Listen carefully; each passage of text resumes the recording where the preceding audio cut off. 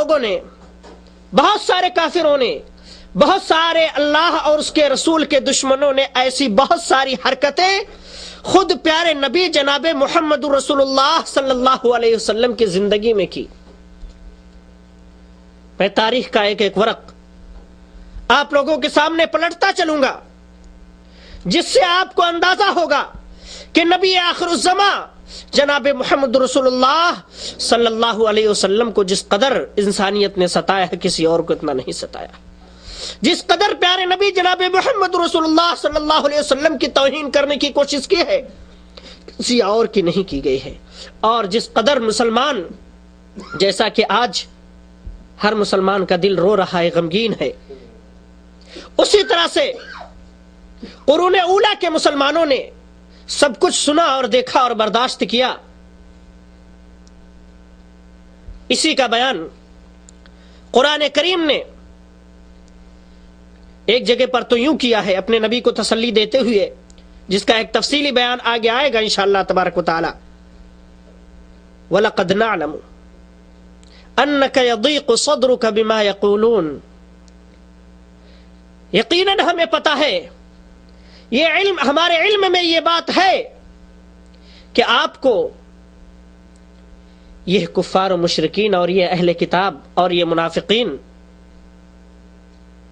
جن باتوں سے، جن القاب سے نوازتے ہیں، ان ساری چیزوں سے آپ کو تکلیف ہوتی ہے، آپ کا دل تنگ ہو رہا ہے۔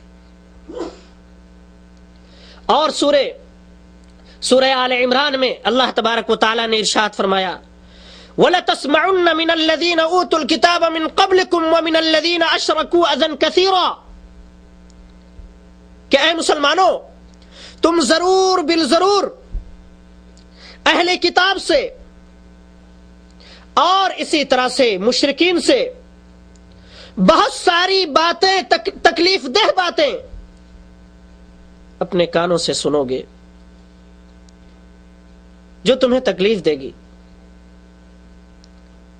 تو یہ تو باطل کی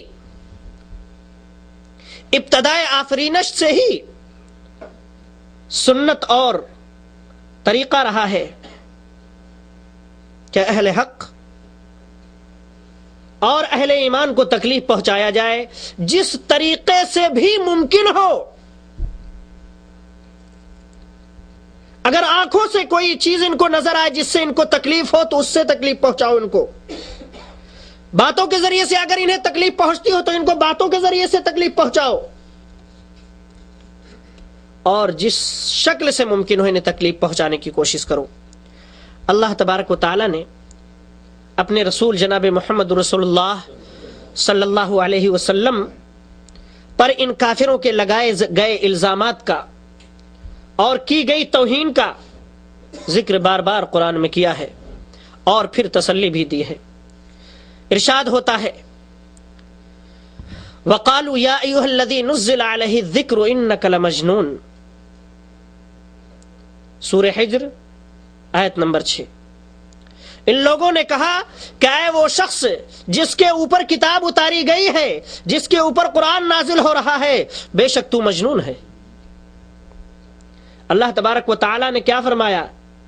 وَمَا أَنْتَ بِنِعْمَةِ رَبِّكَ بِمَجْنُونَ، آپ اپنے رب کی نعمت سے، اس کے فضل سے، اس کی رحمت سے آپ مجنون نہیں ہیں، پاگل اور دیوانے نہیں ہیں۔ اور کہا ان لوگوں سے کو مخاطب کر کے، وَمَا صَاحِبُكُمْ بِمَجْنُونَ، تمہارا ساتھی جو تمہارے ساتھ جس نے 40 سالہ زندگی گزاری ہے، جس کو تم نے اس سے پہلے امین اور صادق کہا ہے، جس کی صداقت پر اور سچائی کا تم لوہا مانتے ہو، اور جو تمہارے درمیان ایک انتہائی اچھا نوجوان بن کر کے رہا، کہیں اور اس نے زندگی نہیں گزاری، تمہارے درمیان اس نے زندگی گزاری، اس کی 40 سالہ زندگی کی ایک ایک تاریخ تمہارے سامنے موجود ہے۔ کبھی اس نے اپنی زبان سے جھوٹ نہیں بولا، اور کبھی اس نے بہکی باتیں نہیں کی، کبھی کسی کو اپنی زبان سے برا بھلا نہیں کہا، کبھی اپنی زبان سے کسی کی برائی اور غیبت نہیں کی۔ تم آج اسے پاگل اور دیوانہ کہتے ہو۔ وَمَا صَاحِبُكُمْ بِمَجْنُونَ، تمہارا یہ ساتھی پاگل اور دیوانہ نہیں ہے۔ اسی طرح سے انہوں نے نبی کریم صلی اللہ علیہ وسلم کو شاعر بھی کہا۔ وَيَقُولُونَ أَإِنَّا لَتَارِكُو آلِهَتِنَا لِشَاعِرٍ مَجْنُونَ، صافات آیت نمبر 36۔ یہ لوگ کہتے ہیں کہ کیا ہم اپنے معبودوں کو ایک شاعر اور مجنوں کے کہنے کی وجہ سے، اس کے لا الہ الا اللہ محمد رسول اللہ کا اقرار کرانے کی وجہ سے ہم چھوڑ دیں؟ یہ ایسا ہرگز نہیں ہو سکتا ہے۔ شاعر کہا نبی صلی اللہ علیہ وسلم کو، لیکن اللہ تبارک و تعالی نے کیا فرمایا؟ وما هو بقول شاعر،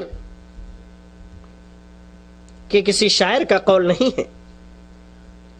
وما علمناه الشعر وما ينبغي له، کہ ہم نے آپ کو شعر سکھایا ہی نہیں ہے، شعر کہنا سکھایا ہی نہیں ہے، اور نہ شاعری کرنا آپ صلی اللہ علیہ وسلم کے شایان شان ہے۔ اور کیا کہا؟ والشعراء يتبعهم الغاوون، گمراہ لوگ ہی شاعروں کی پیروی کرتے ہیں۔ الم تر انہم فی کل وادی یہیمون، کیا ان شاعروں کو تم دیکھتے نہیں ہو کہ یہ ہر وادی میں بھٹکتے پھرتے ہیں؟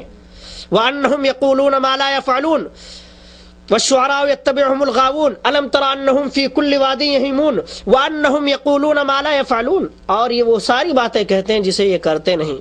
کسی شاعر کا کلام اٹھا کر کے دیکھ لیجئے کہ اس کی زندگی میں، اس کے قول و عمل میں بہت سارا فرق نظر آئے گا، لیکن یہ نبی جناب محمد رسول اللہ صلی اللہ علیہ وسلم شاعر نہیں ہے، نہ ان کا پیش کردہ کلام شاعر ہے، شعر ہے۔ اسی طرح سے آپ صلی اللہ علیہ وسلم کو انہوں نے کاہن بھی کہا۔ یہ سنتے جائیے، اللہ تبارک و تعالیٰ کی طرف سے دفاع پر بھی غور کرتے جائیے کہ اللہ تبارک و تعالیٰ نے اپنے نبی کی طرف سے مدافعات کی ہے، دفاع کیا ہے۔ سورہ طور آیت نمبر 29 میں اللہ تبارک و تعالیٰ ارشاد فرماتا ہے فذکر فما انت بنعمت ربک بکاہن ولا مجنون۔ نبی صلی اللہ علیہ وسلم کو کاہن کہا کرتے تھے۔ اللہ تبارک و تعالیٰ فرماتا ہے کہ آپ کو جس بات کا حکم دیا گیا ہے، جس نصیحت کے لیے آپ کو بھیجا گیا ہے، جو امانت اور رسالت کا پیغام آپ کو دیا گیا ہے، آپ اسے لوگوں تک پہنچائیں۔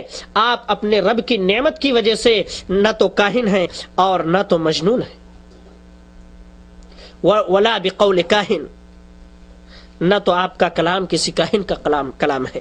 تو میرے بھائیو، بزرگوں اور دوستو، یہ ان کی طرف سے زبان سے بہت ساری وہ تکلیف دہ باتیں تھیں جنہیں اللہ کے رسول صلی اللہ علیہ وسلم کو مخاطب کر کے کبھی پیٹھ پیچھے کہا کرتے تھے۔ اور وہ واقعہ تو آپ کو شاید یاد ہوگا، جیسا کہ ایک صحابی روایت کرتے ہیں کہ میں نے دیکھا کہ ایک شخص سے آگے جا رہا ہے اور کہتا ہے کہ اے لوگو، یا ایھا الناس قولوا لا الہ الا اللہ تفلحوا، اے لوگو لا الہ الا اللہ کہہ لو، کامیاب ہو جاؤ گے۔ ایک اللہ کی عبادت کا، ایک اللہ کی الوہیت کا اقرار کر لو، کامیابی تمہارا مقدر بن جائے گی۔ پھر میں نے دیکھا کہ اس شخص کے پیچھے ایک دوسرا شخص لگا ہوا ہے جو اسے پتھر سے مارتا جا رہا ہے اور کہتا جا رہا ہے کہ یہ پاگل ہے، یہ دیوانہ ہے، یہ مجنوں ہے، یہ شاعر ہے، یہ کاہن ہے، اس کی باتیں نہ سنو۔ وہ کون تھا؟ آپ کا سگا چچا ابو لہب تھا۔ میرے بھائیو، بزرگوں اور دوستو، اسی طرح سے انہوں نے ایک اور بہتان، ایک اور الزام، آخری نبی، ہدایت لانے والے، رہنمائی لانے والے، اور اسی طرح سے لوگوں کی فلاح و کامرانی کی خوشخبری لانے والے شخص کو ایک اور الزام سے یہ لوگ نوازتے ہیں۔ کیا کہتے ہیں؟